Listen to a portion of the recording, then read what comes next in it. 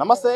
మలక్పేట సంబంధించిన కాంగ్రెస్ వ్యవహారం అయితే గాంధీ భవన్ చేరుకుంది. ఈ నేపథ్యంలో మలక్పేట కాంగ్రెస్ సంబంధించిన ఇన్ఛార్జ్ కూడా షేక్ అక్బర్ గారు కూడా అధికారులను కూడా కలిసారు. అలాగే పార్టీ నేతలను, అలాగే క్రమశిక్షణ కమిటీ కూడా పెట్టారు. అసలు ఏం జరుగుతుంది మలక్పేటలో, ఎందుకు రాద్దంతం జరుగుతుంది, డీసీసీకి అలాగే మలక్పేట ఇన్ఛార్జ్ మధ్య ఏమైనా వ్యవహారం ఉందా, ఏం జరుగుతుందో తెలుసుకుందాం. మనతో పాటు అక్బర్ గారు ఉన్నారు.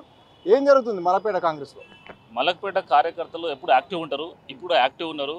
రాబోయే కార్పొరేషన్ ఎలక్షన్స్లో ఏ విధంగా మనం గెలవాలనే ఉద్దేశం గురించే డిస్కషన్ అయింది. మా ఉద్దేశం ఒకటే, కష్టపడ్డ కార్యకర్తలకు పార్టీ తరఫు నుంచి పదవులు కానీ, నామినేటెడ్ పొజిషన్ కానీ ఇవ్వాలి, కన్సిడర్ చేయాలి. హైదరాబాద్ పార్లమెంట్ మొత్తం 7 కాన్స్టిట్యున్సీలో హైయెస్ట్ స్కోర్ చేసింది మలక్పేట కాన్స్టిట్యున్సీ.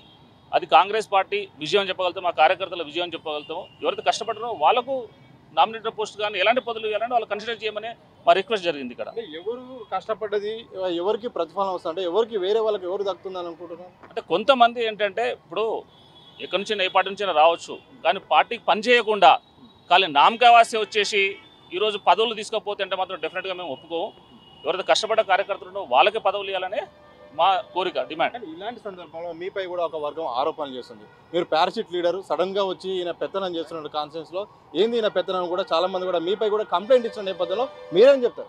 మీరు పారాషూట్ అంటారు, నేను ఫస్ట్ టైం వచ్చిన కాబట్టి ఆవిడ పారాషూట్ అనొచ్చు, ఇంకే షూట్ అనొచ్చు, ఏ షూట్ అయినా కానీ అక్కడ 30,000 షూట్ చేసిన నేను 30,000 ఓట్స్ వచ్చినాయి అక్కడ. అది ఇంపార్టెంటా, లేకపోతే పని చేయకుండా ఉత్తరం మాట్లాడేటోడు ఇంపార్టెంటా? పని చేసేటోడు మాట్లాడవచ్చు, పని చేసుకోవడం అన్ని రైట్స్ ఉంటాయి మాట్లాడడానికి. పని చేయకుండా పారాషూట్ అని వాడు ఒక ఓటు వేయించకుండా పారాషూట్ అని మాత్రం వాళ్ళని ఎంటర్టైన్ చేసి ఎంటర్టైన్ చేయం పడతారు కూడా. కానీ ఏ అంశాలు ప్రధానంగా మీరు క్రమశిక్షణ కమిటీ కానీ అబ్జర్వర్లకు చెప్పారు? అసలు మీ పరిస్థితులు ఏంటి? అబ్జర్వర్లు యాక్చువల్గా మాకు తెలిసింది ఏంటంటే, మన కాన్స్టిట్యున్సీలో పనిచేసిన వాళ్ళు ఎవరు, వాళ్ళ డీటెయిల్స్ ఆల్రెడీ ఇష్టము. మళ్ళీ ఒకసారి ఫైనల్ చేయడానికి పార్టీ పరైన పొజిషన్స్ కానీ నామినేటెడ్ పొజిషన్ చేయడానికి వాళ్ళు పిలిచారు. దానిలో భాగంగానే డిస్కషన్ అయింది. ఇట్లా అంటే అబ్జర్వర్స్ ఎవరైతే వాళ్ళు గ్రౌండ్ లెవెల్ వచ్చి చెక్ చేశారు కాబట్టి వాళ్ళకి 100% ఐడియా ఉంది. బట్ కొంతమంది కావాలని చిన్న రాద్దంతం చేసేసి దీన్ని ఇష్యూ చేసారు తప్ప, అదర్వైజ్ మనకు అబ్జర్వర్స్ డెఫినెట్గా వాళ్ళు గ్రౌండ్ లెవెల్లో వచ్చిన వాళ్ళు కాబట్టి వాళ్ళు తగిన న్యాయం డెఫినెట్గా చేస్తారు. అండ్ ఇది పీసీసీ దృష్టి కూడా తీసుకెళ్తున్నారు. కాకపోతే ఈ మధ్యనే ఏంటంటే చిన్న ఇష్యూ, మా డీసీసీ గారు కొంచెం తొందరపాటు నిర్ణయం వల్ల ఆయన ఏం చేసిండు, ఈ కార్యకర్తలు సీనియర్ కార్యకర్త నేను సస్పెండ్ చేస్తున్నాడు. అంటే అట్లా చేయకూడదు కదా. ఇప్పుడు ఏదైనా డిస్కషన్ చేయాలి, సీనియర్స్తో డిస్కస్ చేయాలి, నాతో డిస్కస్ చేయాలి, అన్న మహేష్తో డిస్కస్ చేసి నువ్వు సస్పెండ్ ఆర్డర్ చేయొచ్చు. అట్లా కాకుండా నీకు పవర్ ఉంది కానీ నువ్వు ఇచ్చేసేస్తే ఎంతమందిని సస్పెండ్ చేస్తావు? అందరూ చేసేసేయాలి కదా. పని చేసేటప్పుడు సస్పెండ్ చేస్తే అది మంచిదైనా సరే. డిస్కషన్ అయింది, ఆయన ఇమీడియట్గా దాన్ని ఒప్పుకున్నాడు, చలో నేను దాన్ని రివర్క్ చేసేస్తే ఇమీడియట్గా అని చెప్పేసి మన డీసీసీ గారు ఒప్పుకున్నారు కాబట్టి ఇష్యూ అనేది క్లోజ్ అయినట్టు. కాంగ్రెస్ పార్టీలో ఎంఐఎం కోర్టులు ఉన్నారని ఒక ప్రచారం జరుగుతుంది. అందులో నిజమేనా? ఒక రకంగా ఎంఐఎం పార్టీ ఉన్న పార్టీ పరంగా ఏమైనా ఇబ్బంది పెట్టే అవకాశం?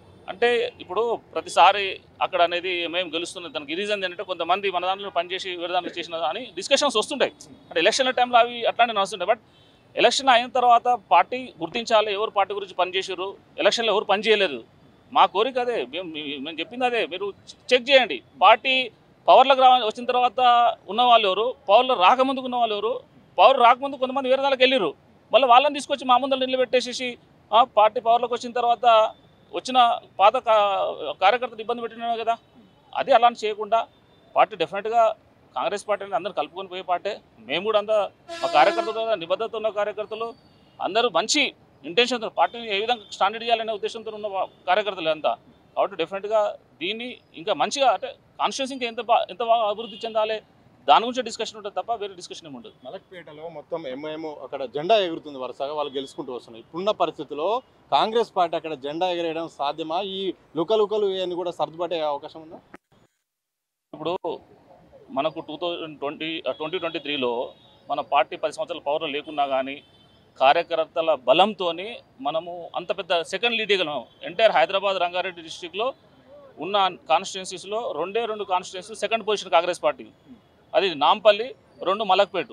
అంటే కార్యకర్తలు ఉన్నారు, కొంచెం పుష్ చేసేస్తే డెఫినెట్గా సీట్ 100% కొట్టవచ్చు, కార్పొరేట్లు కూడా గెలిపించుకోవచ్చు. త్వరలో మొత్తం ఈ అంతర్గత వ్యవహారాలకు, ఈ గొడవలకు కూడా చిక్కుముడి పడే అవకాశం ఉంటుంది, ఇవన్నీ క్లియర్ అయ్యే అవకాశం ఉందా? లేకపోతే ఎప్పటికీ ఇట్లా కోట్లాడుకొని వేరే పార్టీకైనా అవకాశం వచ్చే అవకాశం? లేదు, ఇలాంటి కాంగ్రెస్ పార్టీలు ఏంటంటే ఇప్పుడు చిన్న చిన్న గొడవలు కామన్ నడుస్తూనే ఉంటాయి. అది సర్దుముకుంటాయి, ఎందుకంటే ఆల్రెడీ అబ్జర్వర్స్తో చాలా సంవత్సరాలు చాలాసార్లు జరిగిన ఇట్లాంటివి జరుగుతూనే ఉంటాయి. ఇవి ఈజీగా సెటిల్ అయిపోతుంటాయి. ఇది మలక్పేట కాంగ్రెస్లో మాత్రం చిన్న చిన్న మనస్పర్ధలు ఉన్నాయి. తప్పకుండా అవి పార్టీ దృష్టికి అయితే తీసుకొచ్చాం. అబ్జర్వర్ కూడా గమనించారు. తప్పకుండా ఇవి సమన్వయంతో ముందడుగేస్తాం. భవిష్యత్తులో కాంగ్రెస్ జెండాను మాత్రం మలక్పేటలో ఎగిరేయడానికి అన్ని రకాల ప్రయత్నం చేస్తామని కూడా కాంగ్రెస్ మలక్పేట ఇన్ఛార్జ్ షేక్ అక్బర్ గారు చెప్తున్న సందర్భం చూస్తాం. కెమెరా పర్సన్ మాసువంతో సది దిశా టీవీ హైదరాబాద్.